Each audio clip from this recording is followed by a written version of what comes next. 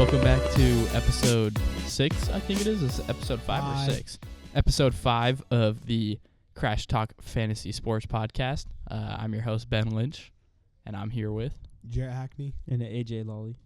All right, and let's jump right into it this week. A lot of heavy hitters this week, a lot of big disappointments too. I think, this goes both ways. So let's start it off. Players of the week. Jarett, you want to go first this time? Okay. I would love to go first. My player of the week is Jalen Hurts. He didn't throw for a lot of yards. He only threw for 236 yards, but he had 3 rushing touchdowns and a passing touchdown, which is crazy. So he put up 35 points in my league, and luckily I did not have to go against him. So. And after this week, he's actually second all-time for Eagles rushing touchdowns now. Really? Yeah, he passed number 3, or no, he passed number 2 to go up to that second position after his second rushing touchdown this week. I'd have to say my player of the week would probably be Kyle Pitts, who at the very start of the season, I draft him every year because I just think, hey, this is his year. And he was kind of disappointing at the start, 5'9", but over the last few weeks, he put up 0 against New Orleans. That was really sad. But against Tampa, he had 15. He had 12 against Carolina, 13 against Seattle, and now he's a 30 bomb against Tampa Bay again. That was awesome, and I'm happy for him on National Tight Ends Day. He had 4 receptions for 91 yards and 2 touchdowns. Speaking of National Tight End Day, my player of the week is also a tight end, and it's George Kittle, who absolutely absolutely made a mockery of the Dallas Cowboys defense. He had 6 receptions, 128 yards, and a receiving touchdown.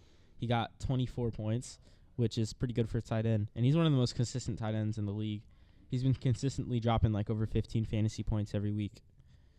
Yeah, I think George Kittle should cut his hair.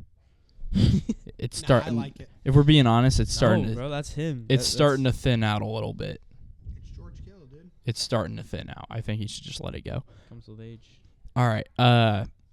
Let's go on to, let's do a disappointment segment. Let's do a long disappointment segment because there were a lot. Okay.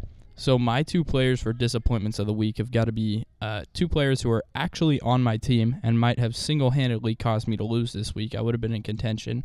I'm now 3-5, which is really sad, but my picks have been good. I think I called benching the Tampa Bay running backs 2 weeks in a row, and I called George Pickens.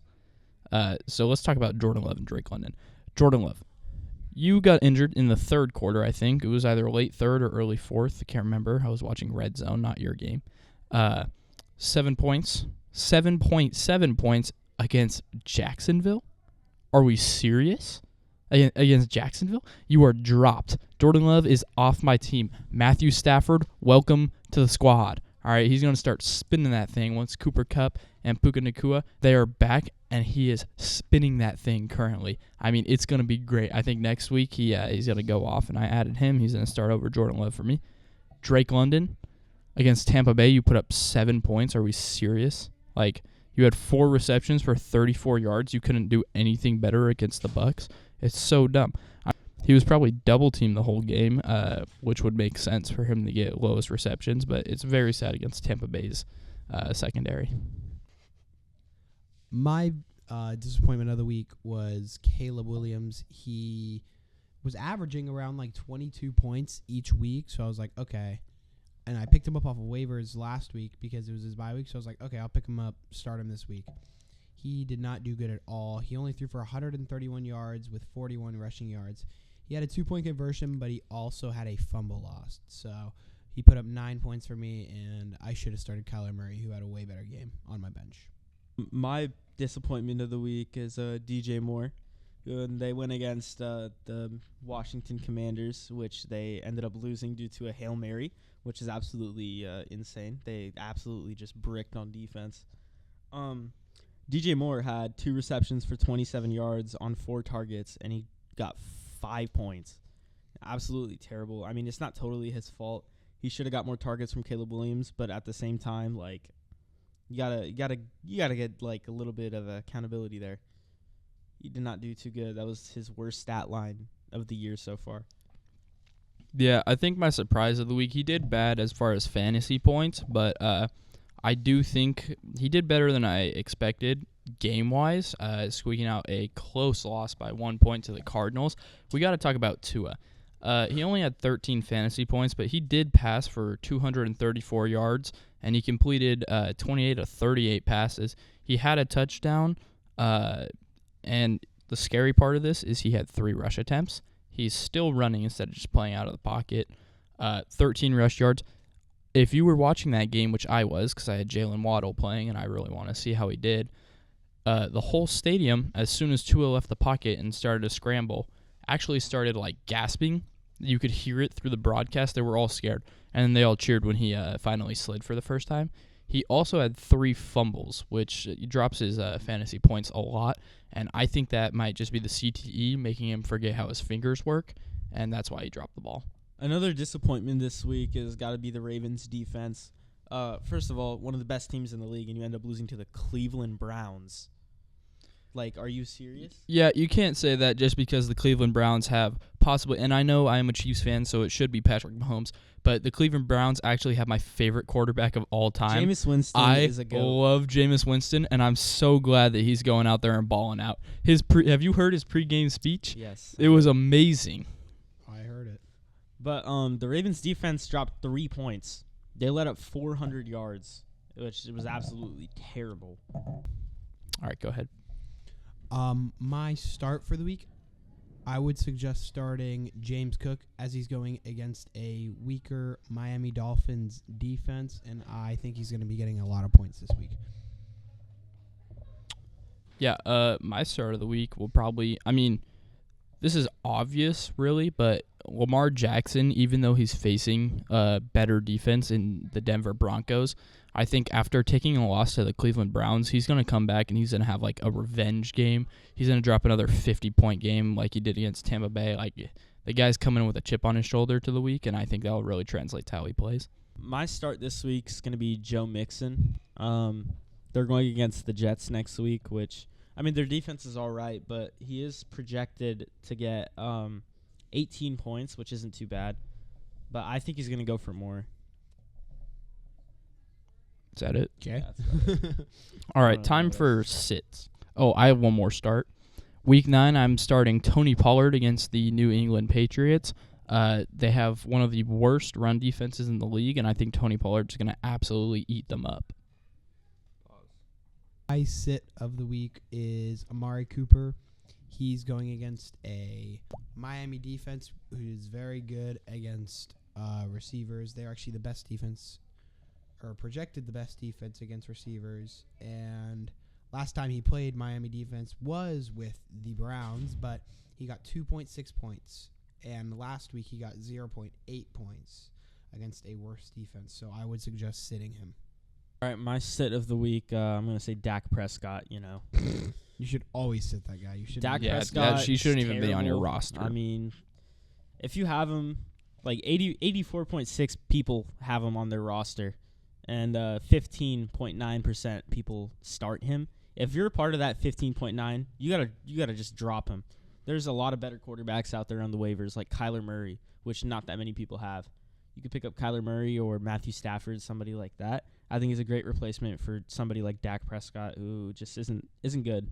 They're going against Atlanta next week, and I'm pretty sure Big Kirko and his defense are going to absolutely step up and destroy the Cowboys.